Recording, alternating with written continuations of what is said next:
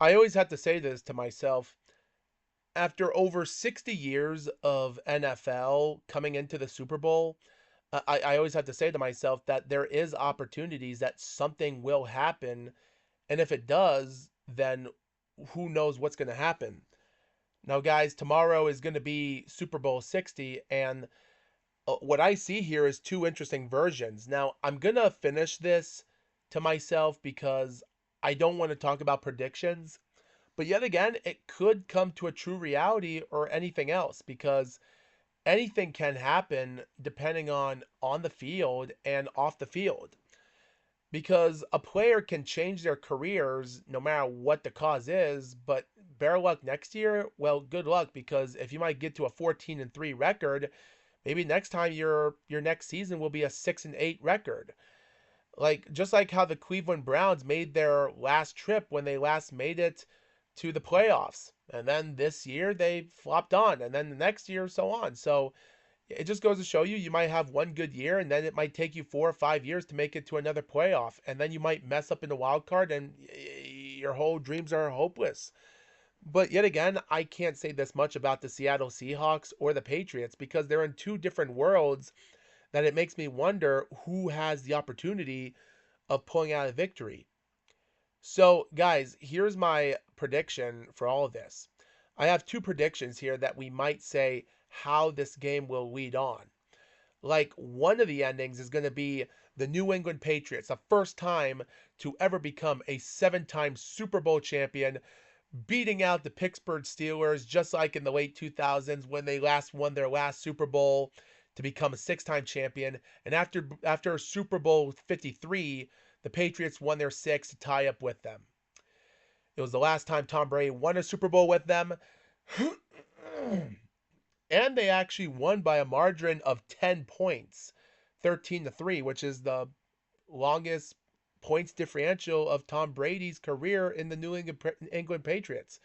Yeah, when he was with the Buccaneers, they dominated a few years in the Super Bowl and made him become a 7 time Super Bowl champion. But yet again, I really can't say much about that. So we can say that in this version, we can say that the Patriots came out of nowhere. They got their rematch win to go 2-0 with the Seattle Seahawks. And the Seattle Seahawks will be remembered for getting their butts beat by the New England Patriots in two different eras, which is not similar than the Giants versus the Patriots. In 2007 season and 2011 season, they went on. The Giants were having a horrendous seasons in those years, barely squeaking out to the playoffs, got the wild card slot, went 10-6 4 years ago, defeated the Patriots in their undefeated streak. Unbelievable. Wow. 4 years later, they were 9-7, and their point differential after the end of the regular season was -7 points.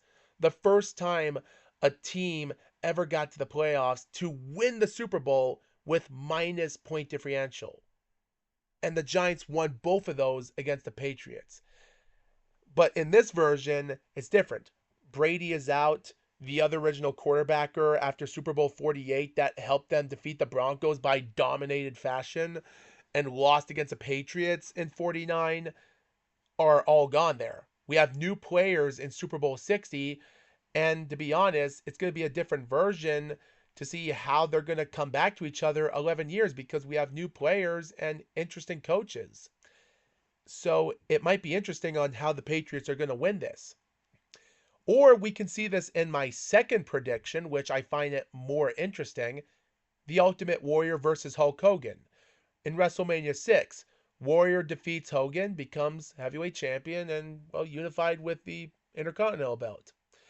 Then 8 years later in Halloween Havoc, they get their rematch. Hogan wins in a horrible match, but still a win nonetheless because Warrior thought, oh, hey, yeah, let him pin me and have him go one up on the Warrior, have Hogan get his revenge win on the Warrior. And that's what they did. So we can say that this is like 11 years ago, which is more than 8 years ago with Warrior and Hogan.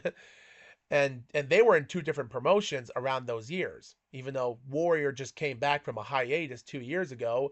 But the Seattle Seahawks are still fully timed players, just like the Patriots, but they have new staff members and this or that. So, yeah, 11 years, the Seahawks will finally get their one-up victory that they should have won 11 years ago. And that might be a good story moment. So, I do see this in two different versions that something might happen and the other might not. So, what do I have to say about all of that? Well, I might have a few more minutes to talk about this. My prediction, guys, is that the Seattle Seahawks might win this. How many points? Well, considering Tom Brady is not with the team anymore and he's retired, new player, new quarterback for the Patriots, I have to say the Seattle Seahawks will beat the Patriots by 2 touchdowns, by 14 points. There might be okay touchdowns, maybe some point, maybe that both teams might score a field goal or two, probably for each, one for each, and so on. Because guys, the most points the Patriots ever scored in a differential were by 10 points, 13-3 in Super Bowl 53. But in Super Bowl 52, the most points that Brady ever lost in the Super Bowl was losing by 8 points against the Eagles. And if it wasn't for that horrible fumble that happened when the Eagles got the fumble on Brady and they scored a touchdown, and then Brady made his last final Hail Mary throw, which even if they did score a touchdown in that last play in Super Bowl 52, they had to score 2 points to go to overtime. And I'm sure the Eagles will have stopped them, and that would have been a horrible choke.